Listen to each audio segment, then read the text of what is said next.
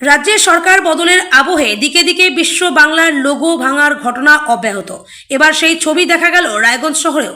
মঙ্গলবার রায়গঞ্জ পুরসভার সম্মুখে প্রতিষ্ঠিত বিশ্ব বাংলা লোগো ভেঙে ফেলা হয়। দীর্ঘদিন ধরে পুরসভার মূল ফটকের সামনে শোভা পাচ্ছিল এই লোগো। এদিন সকালে স্থানীয়দের নজরে আসে লোগোটি ভাঙা অবস্থায় পড়ে রয়েছে। ঘটনার পর থেকেই শহর জুড়ে শুরু হয়েছে জল্পনা।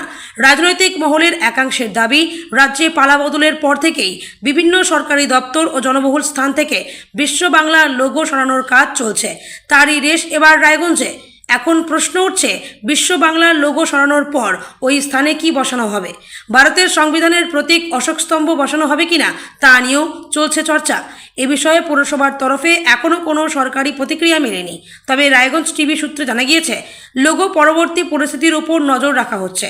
উল্লেখ্য, 2011 সালে রাজ্যে পালাবদলের পর বিশ্ব বাংলা ব্র্যান্ড চালু করেছিল তৎকালীন সরকার।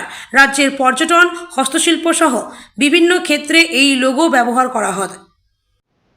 নমস্কার, আপনাদের সাথে রায়গঞ্জ টিভি এই মুহূর্তে সরাসরি রয়েছে রায়গঞ্জের সরাসরি গৌরব। আপনারা দেখতে পাচ্ছেন সেই বিশ্ববাংলা লোগো, যে বিশ্ববাংলা লোগো কিন্তু ইতিমধ্যে ভাঙা হলো এবং আপনারা কিন্তু দেখতে পেলেন প্রথমেই যে এই বিশ্ববাংলা লোগো, যেটি কিন্তু সবার দাবি ছিল যে এই বিশ্ববাংলা লোগো কিন্তু ভাঙা হবে সরকার পরিবর্তনের পরে।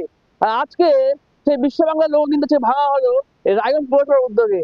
সেই দেখতে পাচ্ছেন সেই টুকরো এবং সেই ফুটবলের মতন সেই গোল গোল সেই বিশ্ববাংলা লোগোটি কিন্তু নিয়ে যাওয়া হলো ভেতরের দিকে। আর এখন দেখার বিষয় যে এই বিশ্ববাংলা লোগোর জায়গায় এখন কি বসে, সেই অশ্বস্তম্ভ বসে না না কোনো হিন্দু ধর্মের কোনো মূর্তি বসে, সেটা কিন্তু এখন দেখার বিষয়।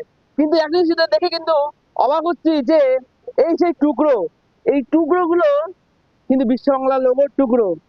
এবং শুধু বিশ্ববাংলা লোগোর টুকরো হলে হবে না, এটা হচ্ছে তৃণমূল সরকারের ভেঙে যাওয়ার টুকরো।